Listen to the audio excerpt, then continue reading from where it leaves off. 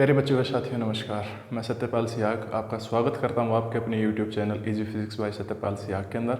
10th class की जो NCERT science हमारे पास है उसका 10th चैप्टर डिस्कस कर रहे हैं। तो इसी कड़ी में आज आता है हमारे पास लेक्चर 4th, और लेक्चर 4th देखने के लिए आपको लेक्चर जो पहले 3 डील किए जा चुके हैं वो बहुत ज़रूरी हैं देखने के लिए, जिसका लिंक आज की वीडियो के डिस्क्रिप्शन में आपको मिल जाएगा। जुड़े रहिए, देखते रहिए। वीडियो पसंद आती है तो लाइक कीजिए, शेयर कीजिए और ज़्यादा से ज़्यादा चैनल आस पड़ोस में सब्सक्राइब करवाइए। साथ में कमेंट्स करके ये ज़रूर बताया कीजिए कि कोई कमी है तो उसको हम दूर करने का प्रयास करेंगे भविष्य में, ताकि ज़्यादा से ज़्यादा बच्चे हमारे साथ जुड़ सकें और पूरा फ़ायदा उनको मिल सके। तो चलते हैं बेटे, आज के आर्टिकल के अंदर हम क्या करने वाले हैं, मिरर फॉर्मूला, जिसका नाम या मिरर इक्वेशन भी बोलते हैं, और हिंदी मीडियम के प्यारे हमारे छात्र एवं छात्राएं इसको दर्पण सूत्र के नाम से पढ़ते हैं। बहुत ज़्यादा इंपॉर्टेंट है for your knowledge point of view. यहाँ पे केवल उसका रिजल्ट है, डेरिवेशन नहीं है। डेरिवेशन उसकी 10+2 क्लास के अंदर आती है। वहाँ पे आपको ड्राइव करना सिखाया जाएगा, किस तरीके से ड्राइव करते हैं। हमारे साथ जुड़े रहिए, तो 10+2 क्लास में जब आप आएंगे तो वहाँ पे सीख जाएंगे। तो एक तो मिरर फॉर्मूला या मिरर इक्वेशन हम देखेंगे क्या है। दूसरी बात, जो कन्वेक्स मिरर और कनकेव मिरर है उनके यूजेस कहाँ कहाँ उनको यूज़ करते हैं, और कुछ क्वेश्चंस जो आपकी NCERT साइंस की बुक है उसके बीच में और पीछे जितना आज तक हमने किया है उससे रिलेटेड जो भी क्वेश्चंस होंगे वो सोल्व किए जाएंगे, ताकि किसी प्रकार का कोई कंसेप्ट आपका मिस ना हो। तो बात करते हैं जी मिरर फॉर्मूला या फिर मिरर इक्वेशन की। कल लास्ट वीडियो के अंदर मैंने आपको बताया था क्या, जो ऑब्जेक्ट की डिस्टेंस होती है, डिस्टेंस ऑफ ऑब्जेक्ट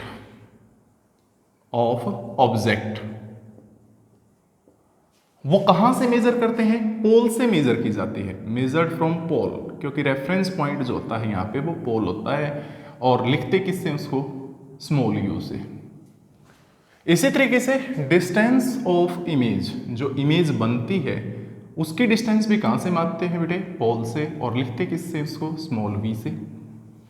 और जो फोकल लेंथ होती है, फोकल लेंथ क्या थी, पोल और फोकस के बीच का डिस्टेंस, वो भी पोल से ही मेजर करते हैं, जिसको हम स्मॉल f से लिखते हैं। तो एक ऐसा रिलेशन जो इनको आपस में कनेक्ट करता है, एक ऐसा रिलेशन या एक ऐसी इक्वेशन या एक ऐसा समीकरण जो इनको आपस में रिलेट करे, u, v और f के बीच का जो संबंध है, उसी संबंध को क्या बोलते हैं बेटे, मिरर फॉर्मूला बोलते हैं या दर्पण सूत्र बोलते हैं। A relation between distance of object, distance of image and focal length of the mirror is known as mirror formula.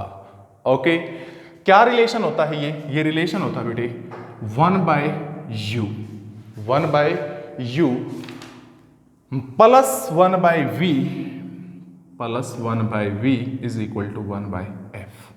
This is the relation between u, v and f। ये u, v और f के बीच का relation है। u यहाँ पे object की distance है पोल से, v इमेज की डिस्टेंस है पोल से, f उस मिरर की फोकल लेंथ है। आप यूं भी लिख सकते हैं इसको 1/v plus 1/u is equal to 1/f।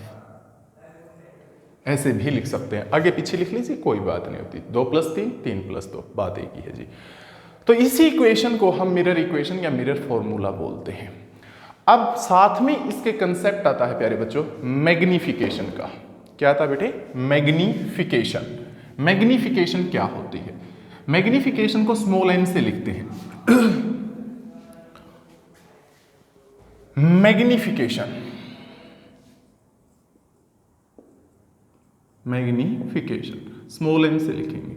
इसको कैसे डिफाइन करते हैं, magnification is defined as ratio of height of image, height of image to the height of object, height of object.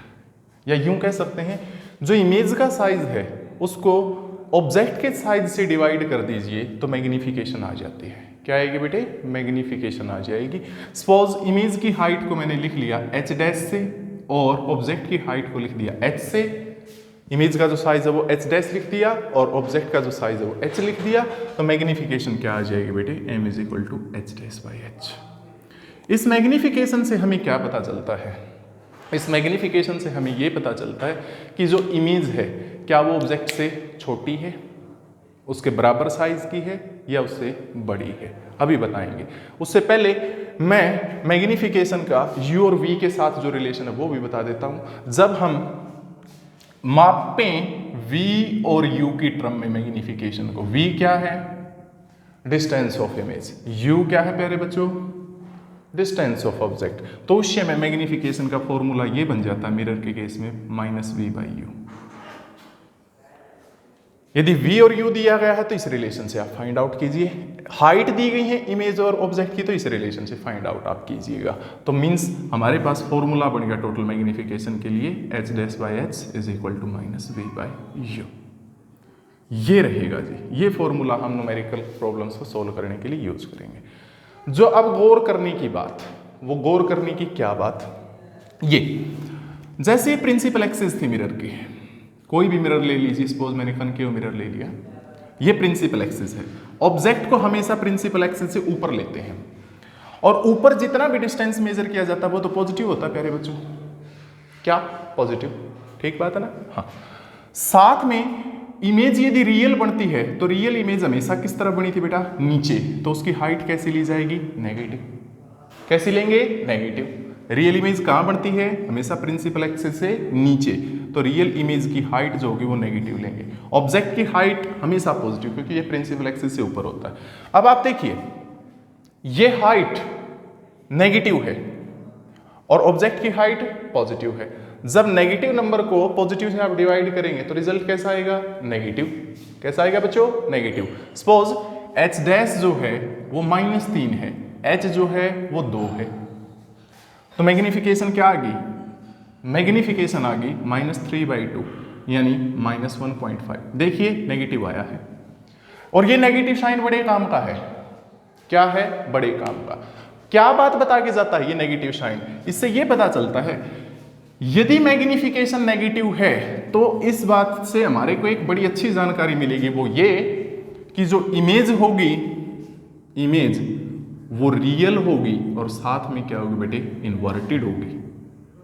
यदि मैग्नीफिकेशन कैसी है? नेगेटिव। ये बड़े काम की चीज है। मैग्नीफिकेशन का साइन यदि उसका चिन्ह नेगेटिव है, माइनस है, ऋणात्मक है, तो उस समय जो इमेज बनी हुई है वो रियल है और साथ में इन्वर्टेड है। ये बात बताई। दूसरी बात, यदि वर्चुअल इमेज बनती है तो वर्चुअल इमेज, कल मैंने इमेज फॉर्मेशन सिखाई थी, ऑब्जेक्ट ही यदि ऊपर की तरफ है तो वर्चुअल इमेज भी प्रिंसिपल एक्सिस से ऊपर ही बनती है। तो इसकी हाइट भी पॉजिटिव, इसकी हाइट भी positive, positive bye positive positive, तो मैग्नीफिकेशन कैसे आएगी? पॉजिटिव। उससे क्या जानकारी मिली? उससे ये जानकारी मिली प्यारे बच्चों कि यदि हमारे पास मैग्नीफिकेशन पॉजिटिव है, उसका चिन्ह धनात्मक है, पॉजिटिव है, तो जो इमेज होगी वो क्या होगी बेटे? वर्चुअल होगी और साथ में इरेक्ट होगी। तो कई बार क्वेश्चन पूछ लेते हैं, मैग्नीफिकेशन यदि नेगेटिव है तो नेचर क्या रहेगा इमेज का? रियल और इन्वर्टेड। मैग्नीफिकेशन यदि पॉजिटिव है तो नेचर क्या रहेगा इमेज का? Virtual and erect. अब इसकी वैल्यू पे बात करते हैं, ओनली वैल्यू, साइन को छोड़ के केवल वैल्यू पे बात। जैसे मैग्नीफिकेशन हमने निकाली, वो आ गई -2। नेगेटिव साइन तो ये बात बता के गया कि ये रियल थे और इन्वर्टेड थे। वैल्यू देखिए, अब ये इस वैल्यू पे गौर कीजिएगा, ये वैल्यू 1 से बड़ी है। इतनी बात अगर करें, नेगेटिव साइन छोड़ दीजिए, ये वैल्यू 1 से बड़ी। यदि मैग्नीफिकेशन जो है वो 1 से बड़ी आती है, मैग्नीफिकेशन की वैल्यू, मोड लगाया गया है, मोड मतलब केवल वैल्यू देखेंगे, साइन को नहीं देखेंगे, चिन्ह को नहीं देखेंगे, तो यदि ये 1 से बड़ी आती है, इसका मतलब image is enlarge than object. तो इमेज क्या होगी बेटे? साइज में बड़ी होगी, किससे? ऑब्जेक्ट से। ये बात है जी। यदि इसकी वैल्यू मैग्नीफिकेशन की 1 से बड़ी आती है, साइन पे गौर मत करना, फिर साइन तो केवल इसका नेचर बताएगा, इसका साइज कौन बताएगा? इसकी वैल्यू। यदि इसकी वैल्यू 1 से बड़ी आ जाए तो समझ जाना कि इमेज बड़ी है और ऑब्जेक्ट छोटा। कैसा? छोटा। यदि मैग्नीफिकेशन की वैल्यू 1 के बराबर आ गई तो समझ जाना कि इमेज और ऑब्जेक्ट का साइज बराबर है, image size is equal to object size. और यदि मैग्निफिकेशन की वैल्यू 1 से छोटी आ गई बेटे, तो means image size is less than object size, object size. तो क्या रहेगा उस केस में, इमेज का साइज तो छोटा होगा और ऑब्जेक्ट का साइज बड़ा होगा। तो बस निचोड़ निकाल लो इसका। मैग्निफिकेशन का जो साइन, चिन्ह पॉजिटिव या नेगेटिव, वो नेचर बताता है हमेशा। यदि पॉजिटिव है तो इमेज होगी वर्चुअल और इरेक्ट, यदि नेगेटिव है तो इमेज बनेगी रियल और इन्वर्टेड।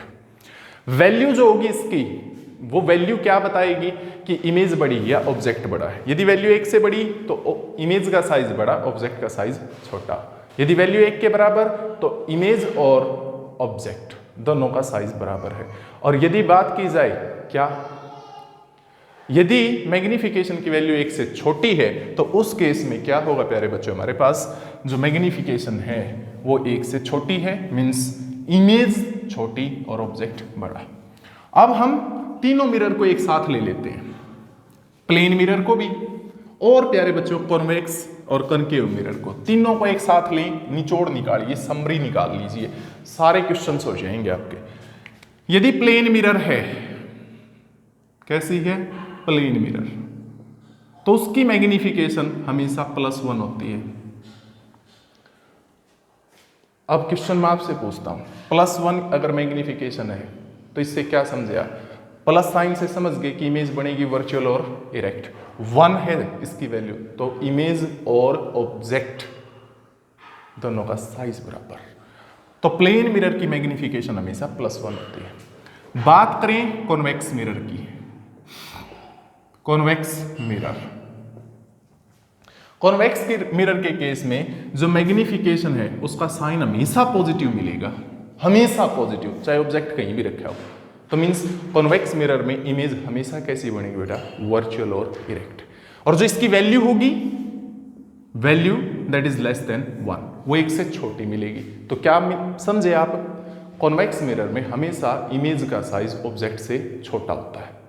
भाई ये 2 बात तो हैं, और क्या, कॉन्वेक्स मिरर तो पूरा ही होगा। हाँ जी, कॉनकेव मिरर की यदि बात करें, कॉनकेव मिरर की यदि बात की जाए तो कॉनकेव मिरर के केस में 3 पॉसिबिलिटीज हैं। क्या, पहले तो साइन पे बात करते हैं। मैग्निफिकेशन पॉजिटिव भी हो सकती है, नेगेटिव भी हो सकती है।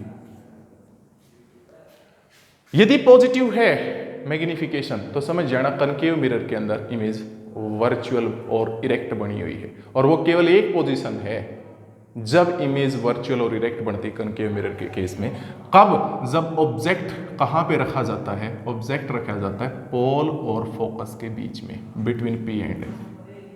उस समय मैग्निफिकेशन पॉजिटिव मिलेगी, और बाकी अगर कोई भी लोकेशन है तो हमेशा मैग्निफिकेशन क्या मिलेगी बेटे, नेगेटिव। केवल इस केस में पॉजिटिव होगी, और बाकी जितनी भी पोजीशन थी, 5 पोजीशन और थी कल वाली वीडियो के अंदर, उनमें सभी में मैग्निफिकेशन नेगेटिव, मींस इमेज जो बनेगी वो रियल और इन्वर्टेड। अब बात करते हैं इसकी वैल्यू की। मैग्निफिकेशन जो है यहां पे क्या हो सकती है बेटा, 1 से छोटी भी हो सकती है। तो मीन्स समझ नहीं है आपको कि ऑब्जेक्ट का साइज बड़ा, इमेज का साइज छोटा। मैग्निफिकेशन 1 के बराबर भी हो सकती है इस केस में वैल्यू, तो दोनों का साइज बराबर होगा, इमेज का भी ऑब्जेक्ट का भी। और तीसरी पॉसिबिलिटी क्या है कि जी आपका जो मैग्निफिकेशन का वैल्यू है वो 1 से बड़ी हो सकती है। तो समझ जाना कि वहां पे क्या, इमेज बड़ी है, ऑब्जेक्ट छोटा है। तो कॉनकेव मिरर के केस में दोनों प्रकार के चिन्ह हो सकते हैं जी, पॉजिटिव भी नेगेटिव भी, और वैल्यू 1 के बड़ी भी हो सकती है, 1 के बराबर भी हो सकती है, 1 से छोटी भी हो सकती है। और जब 1 के बराबर थी तो वो केवल एक पोजीशन थी जब ऑब्जेक्ट सेंटर ऑफ कर्वेचर पे हो। कहाँ हो ऑब्जेक्ट, ऑब्जेक्ट कहाँ मिलेगा इस केस में, ऑब्जेक्ट कहाँ मिलेगा, एट सेंटर ऑफ कर्वेचर। और इमेज भी कहाँ बनती बेटे, एट सेंटर ऑफ कर्वेचर। ये सारा निचोड़ था और जो कि बहुत ज़्यादा इम्पोर्टेंट है सभी प्रकार के कंपिटिटिव पॉइंट ऑफ व्यू से। ठीक है बेटे, अब करते हैं इनके यूजेस, कहाँ कहाँ यूज किए जाते हैं। सबसे पहले कन्वेक्स मिरर का यूज बता देता हूँ मैं। कन्वेक्स मिरर मोस्टली जो यूज किया जाता है वो गाड़ियों के अंदर या जो हमारे बाइक होते हैं उनमें साइड मिरर के तौर पे यूज किया जाता है। आपने देखा होगा ना convex mirror, sorry convex mirror कहां पे यूज करते हैं? व्हीकल्स के अंदर यूज करते हैं। और रियर व्यू, पीछे की चीजों को देखने के लिए गाड़ी होती है या बाइक होते हैं उनमें साइड में मिरर लगे होते हैं। लगे होते हैं, नहीं लगे होते? हाँ जी, लगे होते हैं, जिसमें ये पता चल जाता है आपको कि पीछे से कोई ऑब्जेक्ट आ नहीं रहा या आता है या नहीं आता, कोई साधन या कोई गाड़ी या कोई बाइक दूसरा आ रहा है या नहीं आ रहा, तो वो कॉन्वेक्स मिरर होता है। कॉन्वेक्स मिरर में क्यों यूज किया जाता है कॉन्वेक्स मिरर? कारण क्या होता है? इसका कारण ये होता है क्योंकि इसका फील्ड ऑफ व्यू है ना जो बेटे, फील्ड ऑफ व्यू यानी जो एरिया कवर करता है वो ज्यादा से ज्यादा कवर करता है। इमेज चाहे बेशक छोटी बनती हो लेकिन ये दूर दूर तक की चीजों को क्या कर सकता है, देख सकता है। इसका फील्ड ऑफ व्यू कॉनकेव और कॉन्वेक्स दोनों की, सॉरी प्लेन के मुकाबले दोनों से ज्यादा होता है। आज आपको प्रैक्टिकली मैं दिखाना चाहूंगा यहाँ पे, बिल्कुल प्रैक्टिकली मिरर। ये वाला जो मिरर है ना जो भी निकाला मैंने, ये क्या है बेटे? कॉन्वेक्स मिरर है। ऐसा ऐसा होता है कॉन्वेक्स मिरर। इसको फील अगर करके देखें ना, महसूस करके देखें, तो ये साइड थोड़ी सी उभरी हुई है, उभरी हुई है, थोड़ी सी उभरी हुई है। जैसे चम्मच होती है, चम्मच में सिरा उभरा होता है, इसमें ये साइड उभरी हुई है और ये साइड थोड़ी सी नीचे की तरफ है। तो जिसमें उभार की साइड, उभरी हुई साइड रिफ्लेक्टिंग होती है वो कॉन्वेक्स मिरर होता है। तो ये कॉन्वेक्स मिरर बाइक वगैरह में पीछे की चीजों को देखने के लिए यूज किया जाता है क्योंकि इसका फील्ड ऑफ व्यू बड़ा है, बड़ा होता है कॉन्वेक्स और सॉरी कॉनकेव और प्लेन के मुकाबले। इसके बाद ये केवल एक यूज मोस्टली हम कॉन्वेक्स मिरर का ही करते होते हैं बेटे। दूसरा है जी कॉनकेव मिरर का। कॉनकेव मिरर, कॉनकेव मिरर को टॉर्च के अंदर यूज करते हैं। टॉर्च, टॉर्च देखी होगी आपने। टॉर्च के अंदर लाइट का पैरेलल बीम बनाना पड़ता है ताकि बहुत ज्यादा दूरी तक वो चली जाए, तो उसके लिए हम किसका यूज करते हैं बेटे? कॉनकेव मिरर का। साथ में कहां पे यूज करते हैं? जो डेंटिस्ट होते हैं, दांतों के जो डॉक्टर होते हैं, जब उनके पास जाते हैं दांत वगैरह चेक कराने, तो एक चम्मच सी उनके पास होती है और उस चम्मच के अगले सिरे पे एक मिरर लगा होता है, एक दर्पण, और वो कॉनकेव मिरर ही होता है। क्यों? क्योंकि बेटा जी जब वो देखता है तो इसमें इस तरीके से इमेज बनती है कि ऑब्जेक्ट से बड़ी होती है वो, और जब ऑब्जेक्ट से बड़ी इमेज होगी तो फिर उसको देखना बहुत आसान हो जाएगा। तो डेंटिस्ट हमेशा कॉनकेव मिरर का यूज करते हैं। शेविंग पर्पज, शेव जो करते हैं, बाल बनवाते हैं, तो जो दर्पण लगे होते हैं नाई की दुकान के अंदर, वो दर्पण कॉनकेव होते हैं क्योंकि कॉनकेव मिरर जो है वो ऑब्जेक्ट से बड़ी इमेज भी बना सकता है, और जितनी बड़ी इमेज बनेगी वो क्लियरली दिखाई देगी, और क्लियरली दिखाई देगी तो फिर बेटा हमारे पास जो चीजें हैं उनको देखने में आसानी होती है। तो नाई की दुकान में भी कॉनकेव मिरर होते हैं। और कहाँ पे यूज करते हैं? जैसे सोलर पैनल होते हैं हमारे, सौर ऊर्जा के यंत्र। सौर ऊर्जा में क्या करते हैं? जो सन से लाइट आती है उस लाइट को हम इलेक्ट्रिकल एनर्जी में बदल लेते हैं उस पैनल की हेल्प से। तो वो सन से जो लाइट आती है उसको ज्यादा से ज्यादा एक जगह पे इकट्ठा करते हैं हम, लाइट को कन्वर्ज करवाते हैं, सिकोड़ते हैं, और जब कन्वर्ज करनी पड़ जाए लाइट तो उसके लिए कन्वर्जिंग मिरर यूज करेंगे। और वो कन्वर्जिंग मिरर होता कौन सा है? कॉनकेव मिरर ही होता है। आज प्रैक्टिकली मैं आपको कॉनकेव मिरर दिखा देता हूं। ये है जी वो कॉनकेव मिरर। जब आप इसको टच करेंगे ना, फील करेंगे, तो आप ये पाएंगे जो साइड इसकी ये रिफ्लेक्टिंग है, ये साइड रिफ्लेक्टिंग है, ये थोड़ी सी नीचे की तरफ है, और जो ये ओपेक साइड जो धुंधली है, जो रिफ्लेक्ट नहीं करवा रही, ये थोड़ी सी उभरी हुई है, उभरी हुई। जैसे चम्मच यूं होती है, तो ये ऐसे है। अंदर वाली साइड क्या है इसकी? रिफ्लेक्टिंग, और बाहर वाली साइड क्या है? ओपेक। तो टच करके ही पता चल जाता है, छूने से ही पता चल जाता है कि कौन सा मिरर कॉनकेव है, कौन सा मिरर कॉन्वेक्स है। तो ये था प्यारे बच्चों हमारे पास इनके यूजेस। अब मैं कुछ क्वेश्चंस यहाँ पे करवाऊंगा जो आपकी एनसीईआरटी बुक के अंदर दिए गए हैं। आई होप सो जितना कार्य मैं यहाँ पे करवा रहा हूँ वो सारा आपको समझ में आता होगा। फिर भी आपकी कोई क्यूरी है, कोई क्वेश्चन है, कोई डाउट है तो पर्सनली आप इस व्हाट्सअप नंबर पे व्हाट्सअप कर सकते हैं और अपने डाउट्स ले सकते हैं। कमेंट ज़रूर कीजिए भाई वीडियो देखने के बाद। तो अब कुछ क्वेश्चंस यहाँ पे करते हैं बेटे। तो जब इस चैप्टर की शुरुआत करते हैं तो सबसे पहले जो क्वेश्चंस यहाँ पे आते हैं वो यहाँ से स्टार्ट होते हैं। जी मेरे पास जो बुक है उसमें पेज नंबर 168 से स्टार्ट होते हैं। मेरे पास जो अवेलेबल है NCERT science for 10th class. सबसे पहला क्वेश्चन ये दिया गया है, define the principal focus of a concave mirror. Concave mirror के प्रिंसिपल फोकस को डिफाइन कीजिए। तो मैंने शुरू के लेक्चर में ही ये बता दिया था आपको आई थिंक कि ये कनकेव मिरर जैसे है, ये इसके प्रिंसिपल एक्सिस। तो जब लाइट रेज प्रिंसिपल एक्सिस के पैरेलल आएंगी, यूं आएंगी इसके बिल्कुल पैरेलल, तो रिफ्लेक्शन के बाद वो प्रिंसिपल एक्सिस के एक बिंदु पे मिलेंगी।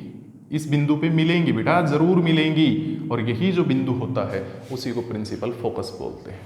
तो आप, मैं बोलता हूं, अपनी नोटबुक के अंदर साथ साथ में लिखते रहिए। Principal focus is a point on the principal axis where light rays coming parallel to principal axis meets actually after reflection। यानी प्रिंसिपल एक्सिस पे वो बिंदु जिसके ऊपर वो लाइट रेज जो प्रिंसिपल एक्सिस के पैरेलल आई थी, रिफ्लेक्शन के बाद एक्चुअली मिलती हैं, उसी बिंदु को प्रिंसिपल फोकस बोलते हैं। अगर आपको डेफिनेशन नहीं लिखी गई है अभी तक तो वीडियो पॉज करके आप लिख लीजिए, मैं रिपीट कर देता हूं। क्या? It is the point on principal axis where light rays coming parallel to principal axis after reflection meets actually. वो पॉइंट प्रिंसिपल एक्सिस के ऊपर जहां पे लाइट रेज जो प्रिंसिपल एक्सिस के पैरेलल आई थी वो रिफ्लेक्शन के बाद वास्तविकता में मिलती हैं, तो वो प्रिंसिपल फोकस होगा जी कॉनकेव मिरर का। सेकंड क्वेश्चन है, the radius of curvature of a spherical mirror is 20 centimetre. Radius of curvature दी गई है हमारे को स्फेरिकल मिरर की, बताया नहीं उसने कौन सा मिरर है, कन्वेक्स है या कॉनकेव, हमें कोई मतलब नहीं। क्या दे दी बेटे? 20 centimetre. What is its focal length? तो आप इसकी फोकल लेंथ बताइए क्या रहेगी? F पूछता है क्या वो, रिलेशन पता है ना अपने को, क्या? Focal length is equal to R/2। Radius of curvature से हाफ होती है, बस लिख दो भाई। रेडियस ऑफ कर्वेचर 20 सेंटीमीटर, तो फोकल लेंथ क्या मिलेगी? 20 सेंटीमीटर बाई 2, कैंसल आउट होगा, 20/2 दैट बिकम्स 10। तो मीन्स फोकल लेंथ कितनी आ जाएगी बेटे? 10 सेंटीमीटर। क्या आएगी बच्चों? 10 centimetre. Third, name a mirror that can give an erect and enlarged image of an object. वो मिरर बताइए जो एक ऑब्जेक्ट की सीधी और बड़ी इमेज बना सकता है। इमेज कैसी होनी चाहिए बेटा? सीधी भी होनी चाहिए और ऑब्जेक्ट से बड़ी भी होनी चाहिए। तो हम सोचेंगे, अब अगर प्लेन मिरर लें, सीधी तो बनाता है बट ऑब्जेक्ट से बड़ी नहीं बनाएगा, उसके बराबर साइज के बनाएंगे तो प्लेन तो हो नहीं सकता। कन्वेक्स की यदि बात की जाए तो वो सीधी तो बनाएगा बट साइज जो रहेगा इमेज का हमेशा ऑब्जेक्ट से छोटा होगा, वो भी नहीं हो सकता। तो एक बच गया क्या? Concave mirror. तो कॉनकेव मिरर क्या कर सकता है? ऑब्जेक्ट से बड़ी इमेज बना सकता है और साथ में कैसी रहेगी? इरेक्ट भी होगी, इनलार्ज्ड भी होगी। और उस इमेज को यदि बनाना चाहते हैं आप लोग तो कहां पे रखना पड़ेगा ऑब्जेक्ट को? हमारा between pole and focus. Pole and focus, pole और फोकस के बीच में रख दीजिए तो कॉनकेव मिरर सीधी और बड़ी इमेज बनाएगा। इमेज फॉर्मेशन कल बताई गई थी, लास्ट वीडियो देखेंगे तो आपको पता भी चल जाएगा जी, मुझे रिपीट नहीं करना पड़ेगा। फिर फोर्थ है जी, why do we prefer a convex mirror as a rear view mirror in vehicles. अभी जवाब दिया था, व्हीकल्स के अंदर पीछे की चीजों को देखने के लिए हम क्या यूज करते हैं बच्चों? क्या यूज करते हैं बेटा? Convex mirror. क्यों यूज करते हैं? आप इसका जवाब ऐसे देंगे, because field of view of convex mirror is larger than concave and plane mirror, so it is used as rear view mirror in the vehicles. लिख लिया, रिपीट करता हूं. Convex mirror field view is larger than the field of view of concave and plane mirror, so it is used as rear view mirror in the vehicles. क्योंकि convex mirror का field of view concave और plane mirror के मुकाबले ज़्यादा होता है, तो इसलिए पीछे की चीज़ों को देखने के लिए हम किसका यूज़ करते हैं प्यारे बच्चों? किसका यूज़ करेंगे बेटे? Convex mirror. ये थे बेटा हमारे पास क्वेश्चंस. अब चलते हैं मिरर फॉर्मूला के न्यूमेरिकल्स पे. मिरर फॉर्मूला ये था 1/v + 1/u = 1/f. ये था ना बेटे? हाँ जी. इस पे न्यूमेरिकल्स करते हैं अब हम. देखिए, एक convex mirror used for rear view. एक कॉन्वेक्स मिरर है, वो यूज किया गया rear view on an automobile has a radius of curvature 3 metre. Radius of curvature convex mirror की 3 मीटर दे दी. हाँ जी. साथ में if a bus is located at 5 metre m from this mirror. Object यानी एक बस है, वो इससे कितनी दूरी पे है? 5 मीटर की दूरी पे है. Find the position, nature and size of the image. आपको एक तो इमेज की पोजीशन निकालनी है, क्या रहेगी, एक उसका साइज निकालना क्या रहेगा, और एक नेचर कैसी है, वो रियल है या फिर वर्चुअल है, इरेक्ट है या फिर इन्वर्टेड है, ये बताना. जब ये न्यूमेरिकल सोल्व करें ना बेटे, तो मैं कुछ बातें बताना चाहूंगा अभी यहां पे. क्या? जैसे कॉनकेव मिरर है, कॉनकेव मिरर, ये बातें अगर आपको पता है तो कोई भी न्यूमेरिकल हो दुनिया का आप कर लेंगे. कॉनकेव मिरर अगर ये है, ये प्रिंसिपल एक्सिस, ऑब्जेक्ट हमेशा इस तरफ रखते हैं, पोल से लेफ्ट की तरफ हमेशा, चाहे वो कौन सा ही मिरर क्यों ना हो, कॉन्वेक्स, कॉनकेव, प्लेन, कैसा ही भी हो, पोल से हमेशा लेफ्ट की तरफ होता है, इस तरफ. और यदि इस तरफ है तो उसका डिस्टेंस कैसा लिया जाता है? हमेशा नेगेटिव लेंगे हम न्यूमेरिकल्स में. कैसा लेंगे? नेगेटिव. साइन कन्वेंशन बताई गई थी भाई आपको. दूसरी बात, यदि किसी भी मिरर की बात करें, इमेज यदि रियल बने, कैसी बने? रियल. तो रियल इमेज हमेशा इस तरफ ही बनती है, हमेशा इस तरफ बनती है बेटा. रियल इमेज जिस तरफ ऑब्जेक्ट होता है उसी तरफ बनती है. मान लेते हैं यहां इमेज बनी हुई है, तो अगर इस तरफ डिस्टेंस मेजर करेंगे तो वो भी नेगेटिव लेंगे. तो रियल इमेज यदि बनती है तो डिस्टेंस नेगेटिव. वर्चुअल इमेज यदि बने किसी भी मिरर में, वर्चुअल इमेज हमेशा मिरर के पीछे बनती है, यहां, चाहे वो कोई सा मिरर हो, कोई सा भी, चाहे कन्वेक्स, कनकेव, प्लेन, किसी प्रकार का हो, तो उसका डिस्टेंस यदि मापेंगे तो इस तरफ मेजर करेंगे बेटा, पोल से राइट. और पोल से राइट जब हमने साइन कन्वेंशन दिए थे तो डिस्टेंस कैसा लेंगे बेटे? पॉजिटिव. पता चल गया? हाँ जी. फिर बात चलती है फोकल लेंथ पे कि वो पॉजिटिव कब होगी और नेगेटिव कब होगी. यदि कॉन्वेक्स मिरर है, कॉन्वेक्स मिरर, तो कॉन्वेक्स मिरर जैसे ये है कॉन्वेक्स मिरर, ये इसकी प्रिंसिपल एक्सिस, तो इसका फोकस इस तरफ होता है, ये पोल, यानी पोल से राइट में, पोल के राइट में, तो इसकी फोकल लेंथ कैसे लेंगे बेटा? पॉजिटिव.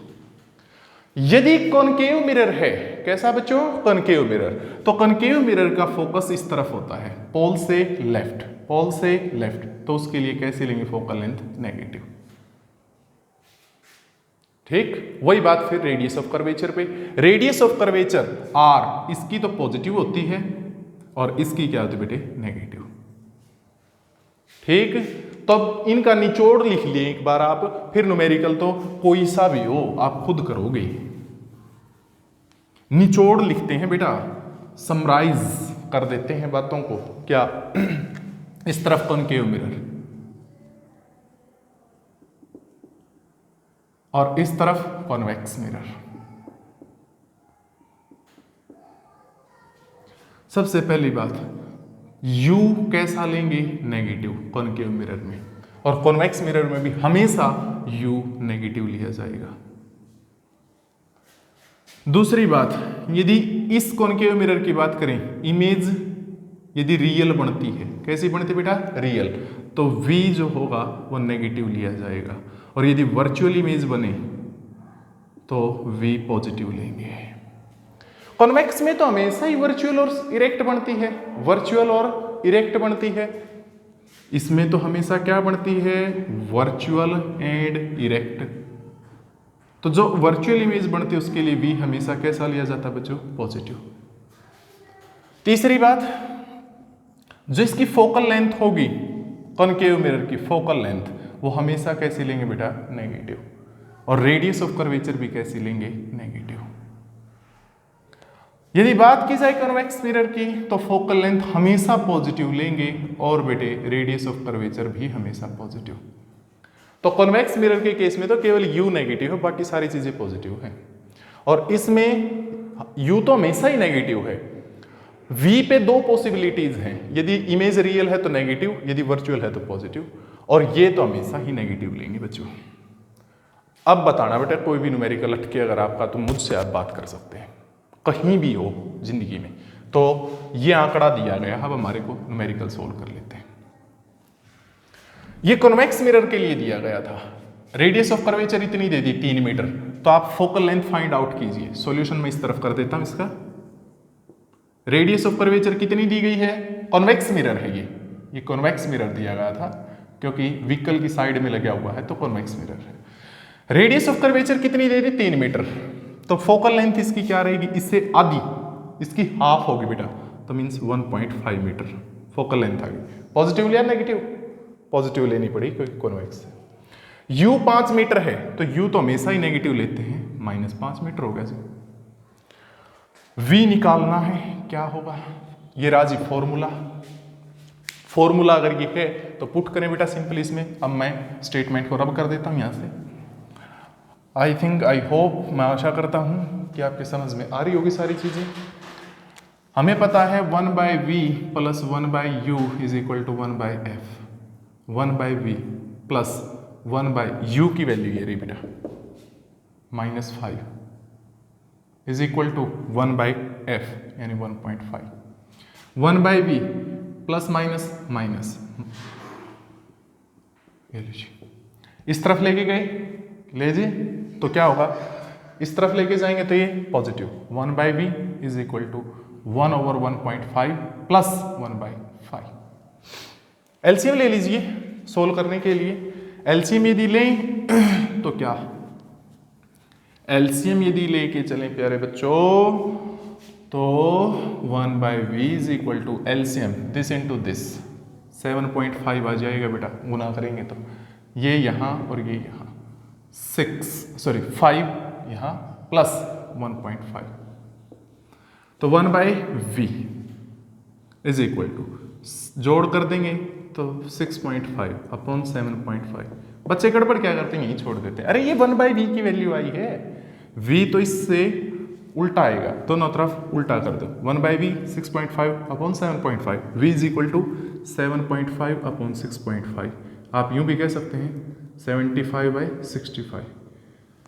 इसको काट भी सकते हैं, काटेंगे कैसे, 5 से अगर देखें तो ये 15 पे जाएगा और ये 13 पे जाएगा, तो 15/13 मीटर